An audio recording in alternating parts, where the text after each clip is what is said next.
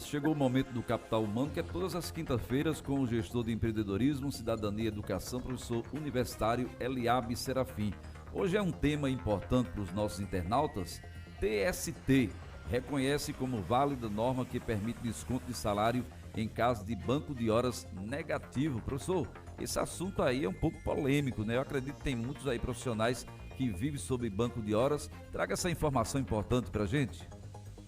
Pois não, veja bem, o banco de horas foi criado em 1998, por ocasião da crise econômica que o Brasil enfrentava, com fechamento de empresas, com o aumento do desemprego. E aí, o que as empresas fizeram? Para manter os seus empregados, criaram o banco de horas através de uma lei 9601, que inclusive teve que fazer uma alteração no artigo 59 da CLT. Todavia, o banco de hora, ela tem algumas interpretações que precisam ser esclarecidas.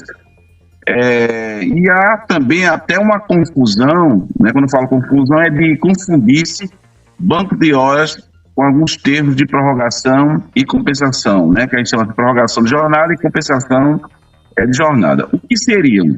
Primeiro, o banco de horas é aquilo que eu já falei, é um instrumento legal, importante, onde aquelas empresas que não têm condições de pagar as horas extras, elas contabilizam as horas positivas, as horas negativas, de modo que tem que haver um corte, que pode ser semestral ou anual.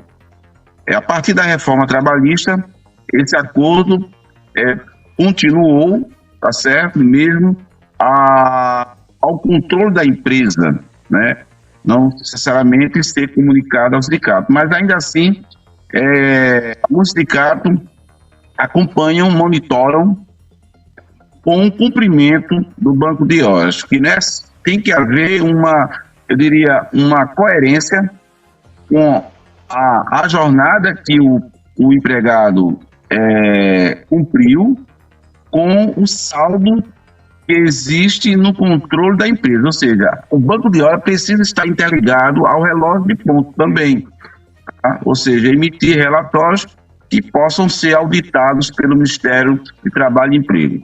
Dito isto, existe também dois documentos, que não é banco de horas, mas que já existia bem antes da lei, e chama-se termo de prorrogação, termo de autorização de prorrogação de horas e declaração de compensação ou termo de compensação. São dois documentos que normalmente o trabalhador assina e ele não percebe. Ele assina junto com o contrato de trabalho. O que seriam esses dois documentos? É justamente o empregado dando autorização à empresa para que ele faça hora extra. Ao mesmo tempo, tá certo, ele possa compensar. Ou seja, observe que existe aí uma contrapartida. Então, na hora que o funcionário ele tem a hora extra, que é a permitida de 2 horas por dia, a empresa contabiliza e compensa ou paga dentro do mês. Não pode passar para o mês seguinte.